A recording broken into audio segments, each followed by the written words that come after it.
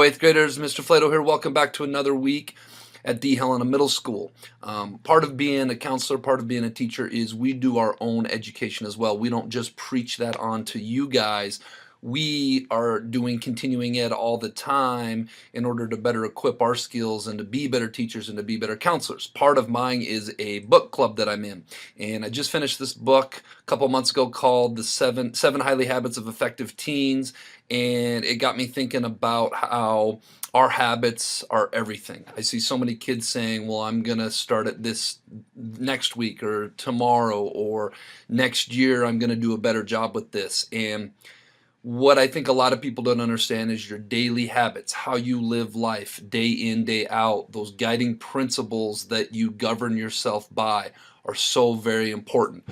So for the next 2 weeks, I decided to take those 7 highly effective habits of teens and break them down and talk a little bit more on and show you both ends of it, and so you can start to work that in your head a little bit. So let's get rocking and rolling on this. Hope you guys go out and make a great week at the Helena Middle School. All right, this week's Bob lesson is going to be titled Our Habits Are Everything. And these are going to be taken from the book 7 Habits of Highly Effective Teens. I can't take responsibility for all of this myself, even though I've kind of put a little bit of my own touch on it. But first, let's be our best this week at HMS. Let's be Bob. Let's be safe. Let's be responsible. Let's be respectful. And let's be a learner. All right, as we go through this, I'm going to show you 2 different examples of an effective habit and a defective habit. I'm going to start with the defective habit on all of these and show you the effective habits. So one of the defective habits of number 1 is teenagers or adolescents or even human beings that react. These are people that blame all of their problems on their parents, your stupid teachers. That's a quote out of the book. I don't think any of our teachers are stupid. Or coaches, your lousy neighborhood, your boyfriend, your girlfriend, the government, or something or somebody else. It's a total victim's mentality that they carry. Take no responsibility for your life. It's always somebody else's wrongdoing. It's always somebody else's reason that we are having the outcome of our life that we are. They just act like an animal. If you're hungry, you eat. If you want to take a nap, you take a nap. If you want to do whatever you feel like in the moment, you just react and you do it. If someone yells at you, you yell right back at them. If you feel like doing something you know is wrong, you just do it anyways. Conversely, let's look at an effective habit, and that's instead of being reactive, we're going to be proactive, or we're going to plan. We're going to take responsibility for your life and your own problems. Your life is your life, and you get so much further in life if you take responsibility for it. Decide to overcome adverse situations maybe your parents, your family have put you in. Think things through before deciding how you're going to act. Taking that moment to really think it through instead of reacting. I see so many people in life, so many teens that just react and they let their emotion control them. Control their emotions instead of being controlled by your emotions, and that's a huge life maturity thing. When you have an adverse situation or somebody does something, you can feel yourself getting upset. You slow down, breathe deep, think before you act. Be the master of your own universe, and what that means is we're proactive. We decide how our life goes, not let the universe or other people decide how our life is going to go. And understand, this one's huge, understand that teachers and coaches, those adults that are in your life, challenge you to grow you, not to put you down, not to belittle you, not to despair you. Every teacher in our school, every teacher that you go through is there for a reason. They're there because they want to help adolescents. They want to help young people grow up to be the best they can. And sometimes that challenge can come across a certain way, but every time it's about helping to grow you, not to put you down. All right, habit number 2 is begin with no end in mind. You don't have a plan. You just kind of wake up and react to how the day goes. You avoid goals at all costs. You're really just living for the moment. You never think about tomorrow because tomorrow is just that. It's always tomorrow. It's one day away. Why worry about the consequences of your actions? Who really cares? You live for the moment. This may be promiscuous, might be using drugs and alcohol, it might be eating and drinking whatever you want, it may be staying up late. It's essentially just living for whatever makes you feel good in the moment with little to no regard of consequences, whether that's positive or negative consequences of what could come from that. Conversely, having a vision is a great habit. Having a vision for what you want your life to be and things you want to achieve. Do you take time to think about these things? You guys are getting to the age, 13, 14 years old, where we're starting to have to make more and more decisions that directly affect our life and our futures.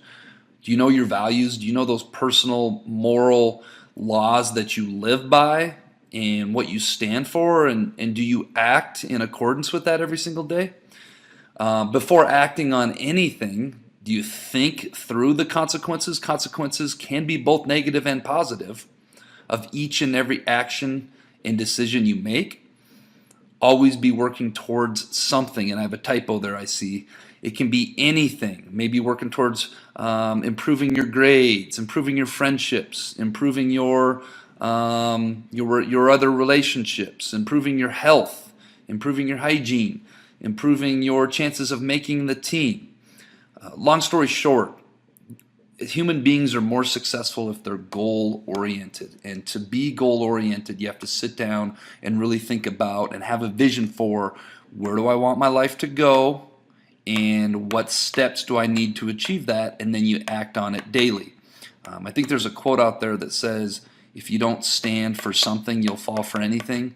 And I think that comes in real true in this habit number 2.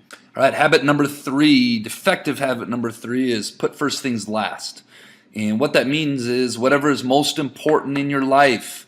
Yes, there are some things that are more important than others. I hope we are starting to learn that. Don't do those things until you have spent sufficient amount of time watching reruns, talking endlessly on the phone, surfing the internet, Snapchatting everyone you know, and lounging around and being a couch potato.